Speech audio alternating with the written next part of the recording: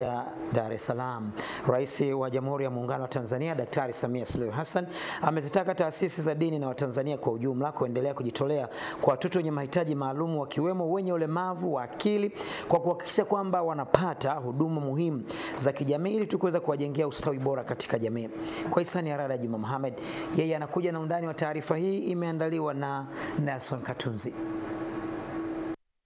Ili kuwa na ustawi bora na kujenga usawa katika jamii, kila mmoja ana wajibu wa kuonesha upendo na kujitolea kwa watu mbalimbali wenye uhitaji, kama ambavyo imeandikwa katika Biblia Takatifu, kitabu cha Mathayo 25:40. Mfalme atawajibu, kweli nawaambieni, kila kitu mlichomtendea mmoja wapo wa hawa ndugu zangu wadogo, mlinitendea mimi. Akizungumza jijini Dar es Salaam katika kilele cha harambee ya kuchangia kituo cha watoto wenye ulemavu wa akili na maendeleo cha Diakonia cha Bagamoyo kinachomilikiwa na Kanisa la Kiinjili la Kilutheri Tanzania, Dr. Samia Suluhu Hassan amesisitiza umuhimu wa viongozi wa dini na jamii kwa ujumla kushikamana kutafuta ufumbuzi wa watoto wenye uhitaji maalum.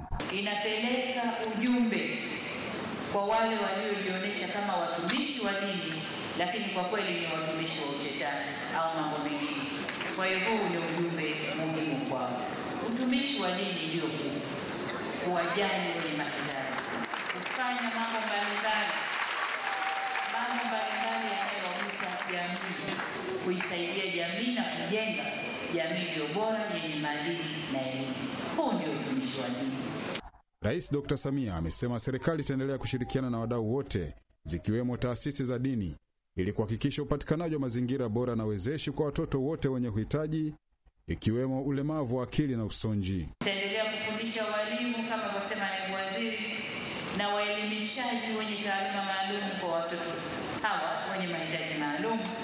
Lakini pia tutaendelea kuimarisha vitendea kazi na miundombinu mingine ili kuhakikisha kwamba watoto hawa wanapata elimu na usaidizi unaostahili. Wapo watu katika taifa kazi yao ni kuzungumza uongo unaofitinisha serikali, unaofitinisha familia na unaofitinisha wewe kama Mheshimiwa Rais kwa maslahi yao binafsi. Awali mkuu wa kanisa la KKKT Tanzania Askofu Dr. Alex Malasusa ameelezea dhamira ya kituo hicho cha watoto wenye ulemavu wa akili na maendeleo cha Diakonia cha Bagamoyo kinachomilikiwa na kanisa hilo Dayosisi ya Mashariki na Pwani. Ndugu zangu, tunataka tujenge kwa awamu katika mradi huu. Mheshimiwa Rais, mradi huu tunataka kwa kweli uwe ni wa mfano, kwamba tunajenga katika enzi hizi ambazo watu wanakaa na kufikiri. Kituo hiki kimeendelea kuwahudumia watoto wengi, na tangu tulipoanza watoto ambao wamepita kwenye ile shule na kufika kumaliza ni 1562. Katika harambee hiyo, Rais Dr. Samia Suluhu Hassan ameahidi kuchangia shilingi milioni 100 kwa ajili ya ujenzi pamoja na shilingi milioni 50 kwa ajili ya watoto wanaohudumiwa katika kituo hicho. Baada ya kutoka Dar es Salaam, sasa Rada ipo Dodoma. Bunge limepitisha mswada wa sheria marekebisho ya sheria mbalimbali ya mwaka 2025 unaolenga kufanya marekebisho katika sheria ya 9 ikiwemo sheria ya makosa ya hujumu uchumi na uhalifu wa kupangwa ili kutoa fursa ya mashtaka kufunguliwa bila ridhaa ya mkurugenzi wa mashtaka DPP. Glory Nkini amepewa kibali kuja na undani wa taarifa hii. Akisoma mswada huo bungeni, mwanasheria mkuu wa serikali Hamza Johari amesema kifungu cha 26 kinafanyiwa marekebisho ili kuruhusu mashtaka kufunguliwa bila ridhaa ya mkurugenzi wa mashtaka, hatua inayolenga kupunguza mrundikano wa mahabusu na kucheleweshwa kwa haki. Amesema kifungu hicho kiliwekwa pindi ambacho ofisi ya taifa ya mashtaka haikuwa na ofisi ya ngazi ya chini, ila hivi sasa ina ofisi kila wilaya. Hivyo wanasheria wa serikali wapo katika ngazi hiyo. Marekebisho haya yanakusudia kuwezesha mashtaka chini ya sheria hii kufunguliwa bila kuhitaji ridhaa ya mkurugenzi wa mashtaka. Takwa la ridhaa ya mkurugenzi wa mashtaka kabla ya kufungua shtaka chini ya sheria hii liliwekwa miaka ya nyuma, ambapo sehemu kubwa ya mashtaka yalikuwa yanaendeshwa na askari polisi. Kamati ya kudumu ya Bunge ya Tawala, Katiba na Sheria, mjumbe Saif Gulamali amesema inaunga mkono marekebisho hayo ikisisitiza kuwa yamejikita katika falsafa ya 4R ya Rais Dr. Samia Suluhu Hassan, ikimaanisha maridhiano, ustahimilivu, mabadiliko na kujenga upya. Kwa sehemu kubwa kamati imekubaliana na mapendekezo ya muswada yaliyowasilishwa na mwanasheria mkuu wa serikali, isipokuwa baadhi ya maeneo ambayo wajumbe wa kamati walitoa maoni, mapendekezo na kufanya marekebisho ya msingi ili kuuboresha muswada huu. Wabunge waliochangia wamesema mabadiliko ya sheria hizo ni muhimu ili kuondoa mapungufu yaliyopo na kuzifanya ziweze kuwa na matokeo kulingana na malengo yaliyokusudiwa kutungwa. Lakini niombe sasa, kwa kuwa hii kazi itapelekwa kwenye wilaya zetu, najua serikali ina nia njema kwa wananchi wake, lakini tunaona katika sheria ya pili ni sheria mamlaka ya maabara ya mkemia mkuu wa serikali ambaye ni sura 177. Tunaona sheria ya tatu inayorekebishwa ni sheria ya usimamizi na udhibiti wa kemikali za viwandani na majumbani. Asante sana kwa taarifa hiyo. Tukirejea jijini Dar es Salaam, mwenyekiti wa chama cha NCCR Mageuzi ambaye pia ni mtaalamu wa masuala ya majanga hapa nchini, James Mbatia, ametoa wito kwa viongozi wa serikali, taasisi mbalimbali pamoja na viongozi wa dini kuweza kukutana na kuweka mikakati ya pamoja kudhibiti ongezeko la matukio ya majanga, hasa yale yanaonyesha dalili kupitia mitandao ya kijamii. Philip Mwihava anakuja na undani wa taarifa hii kutokea Dar es Salaam. Akizungumza jijini Dar es Salaam, Mbatia amesema kuwa matukio yanayoendelea kupitia mitandao ya kijamii yanachochea kuiathiri jamii kwa kiwango kikubwa na kuleta hofu na upotoshaji wa taarifa, hali inayotishia amani na mshikamano wa kitaifa. Ameongeza kuwa mitandao ya kijamii imekuwa jukwaa linalotumika vibaya kwa kusambaza taarifa zisizo sahihi, matusi, vitisho na propaganda zinazoweza kuchochea migawanyiko ya kijamii. Mbatia amesisitiza kuwa ni wajibu wa kila kiongozi kuhakikisha anakuwa na utulivu wa hali ya juu wa kifikra na maarifa sahihi wakati wa kufanya maamuzi yanayolenga zaidi katika kulinda usalama wa taifa na ustawi wa jamii.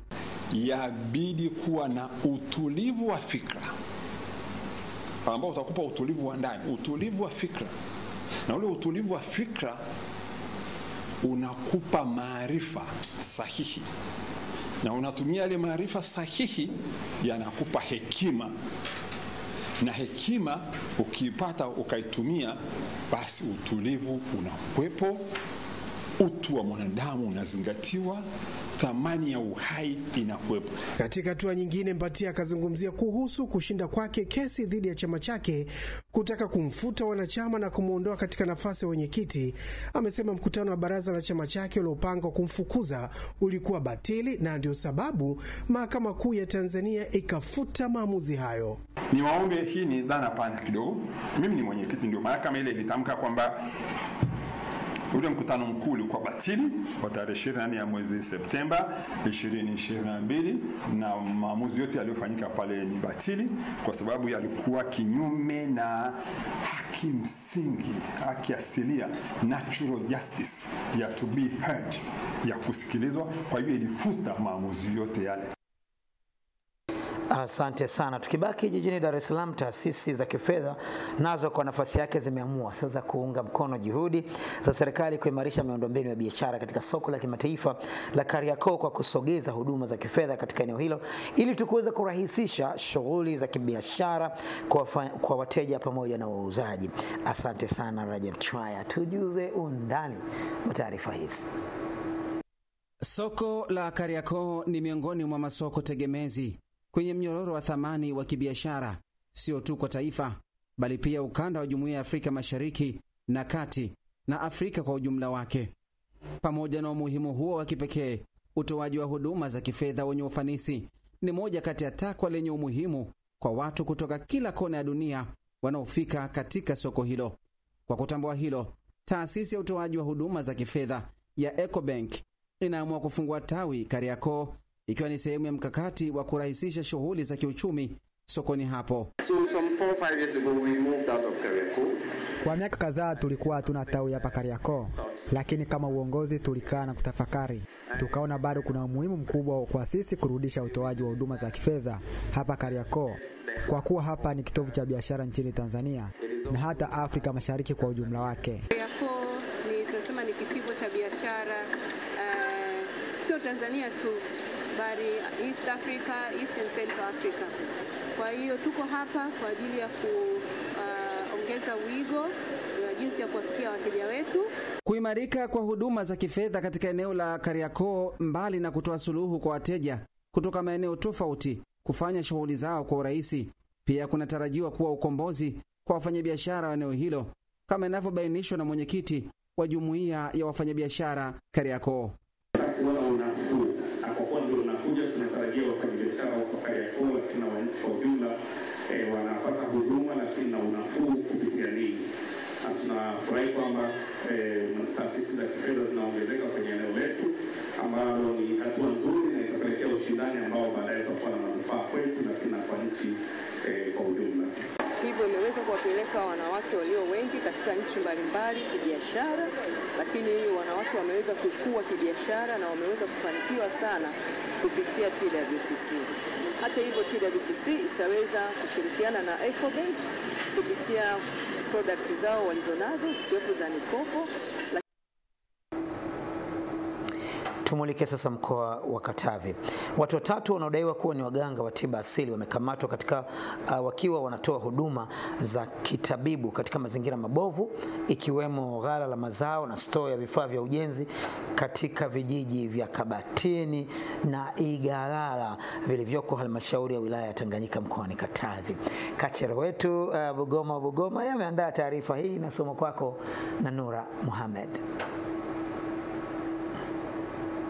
Mganga mkuu wa wilaya ya Tanganyika Dr. Alex Mrema amesema watu hao walikuwa hawana nia njema kwa jamii kulingana na namna walivyokuwa wanaolaghai wananchi.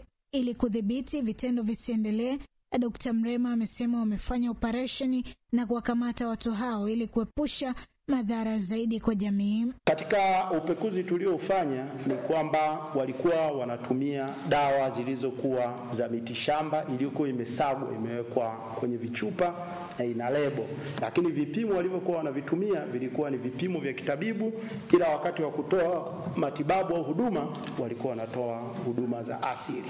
Lakini bali na hilo, walikuwa wanaweza wakamwacha mgonjwa asubiri majibu ya pressure kwa zaidi ya dakika 30 nje. Maana tulikuwa tuna mzee alikuwa anasubiri majibu yake ya vipimo kwa zaidi ya dakika 25-30. Wakati kipimo cha pressure majibu yake ni instantly, yani unapima unaona majibu hapo hapo. Kosa tulilofanya ni kutumia vipimo vya kitaalamu bila kuwa na utaalamu wa maabara ya vifaa hivyo. Hivyo najutia kuwa ni kosa la kisheria kutumia vifaa vya kitaalamu bila kuwa na taaluma hiyo. Katika hatua hiyo, mkuu wa wilaya ya Tanganyika Onesmo Buswelu amekerwa na kitendo hicho cha kufanya utapeli na kuhatarisha maisha ya Watanzania, huku akisisitiza watumishi wa halmashauri hiyo kutoa vibali vya utambulisho kwa umakini zaidi. Kuona vijana wenye umri wenu wenye nguvu mnakuwa matapeli, mnakuwa wadanganyifu, sio sawasawa kwenye nchi yetu, lakini kwenye wilaya yetu pia sio sawasawa mbele za Mwenyezi Mungu. Niwatake watendaji serikalini. Aidha, amewataka wananchi kuendelea kufuata huduma za afya katika vituo vya serikali ambavyo ndivyo vyenye matibabu, wenye ujuzi na taaluma. Kwingineko, shule ya msingi Mtambani iliyoko Boko jijini Dar es Salaam yenye watoto maalum ikikabiliwa na upungufu wa madawati 224 ambapo upatikanaji wake utasaidia wanafunzi 672 kuepuka adha ya kukaa chini wakiwa wako shuleni. Asante sana Anisia Sylvester, tujuza undani wa taarifa hii kutokea Dar es Salaam.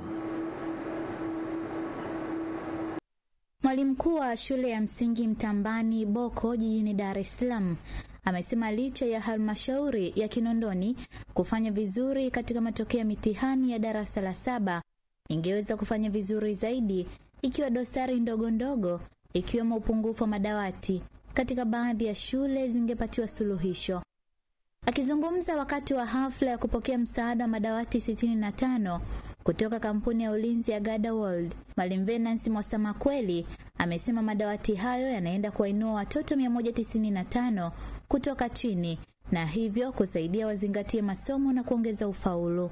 Wamesaidia kuondoa watoto kwenye msongamano wapatao 195 hivyo kwenda kupunguza kwa kiasi kikubwa sana msongamano wa ukaaji darasani wanafunzi. Wadau mbalimbali tunawakaribisha halmashauri ya manispaa Kinondoni kuchangia sekta ya elimu katika maeneo tofauti ikiwepo madawati lakini pia madarasa. Akikabidhi msaada huo, mkurugenzi wa kampuni ya Gada World, Goodluck Lukunai, amesema mchango huo utaleta mabadiliko kwa walimu na wanafunzi kiufundishaji.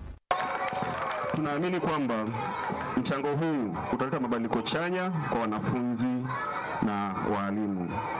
Natumaini kwamba madawati haya yatawapa wanafunzi wetu faraja, umakini na ari mpya ya kusoma na hatimaye kuongeza ufaulu wao. Imeweza kuleta upungufu angalau kwa sababu watoto wengi walikuwa wanakaa chini, lakini baada ya kutuletea madawati haya tunaamini kuwa idadi ya watoto itapungua kukaa chini.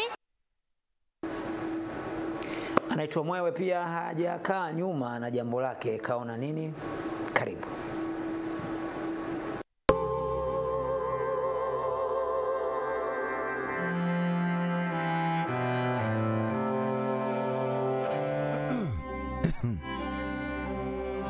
Usalama wa kila mtembea kwa miguu anayevuka barabara ni kivuko, yani zebra. Sasa Mwewe akiwa eneo hili, jicho lake limefanikiwa kuona kibao kinachoonesha kivuko cha watembea kwa miguu, lakini sasa jicho lake halioni zebra yenyewe. Wapi zebra? Wapi usalama wa hawa wanaovuka barabara kwa miguu katika eneo hili hapa Tazara, chini ya flyover ya Injinia Mfugale? Mbona kama hizi zebra mnazichukulia poa sana wahusika? Mbali na ninyi kuzichukulia poa, hata madereva wenyewe pia wanazichukulia poa, iwe wa gari au wa bodaboda, wote hamjali. Sasa usalama wa watembea kwa miguu uko wapi? Wapo salama hawa? Sidhani. Hebu toeni elimu kwa madereva kuhusu zebra. Kila anayevuka zebra aheshimiwe, lakini na ninyi mzichore zebra zenyewe kwa rangi ya ng'avu ili kila anaendesha gari aone wanaovuka wawe salama. Baada ya salamu hizo kwenu wahusika, Mwewe anataka kupaa, lakini anaona wasubiri tu. Mje mchore zebra zenu hapa, mtamkuta Tazara ya flyover ya Mfugale anawasubiri. Karibu tu na Buguruni.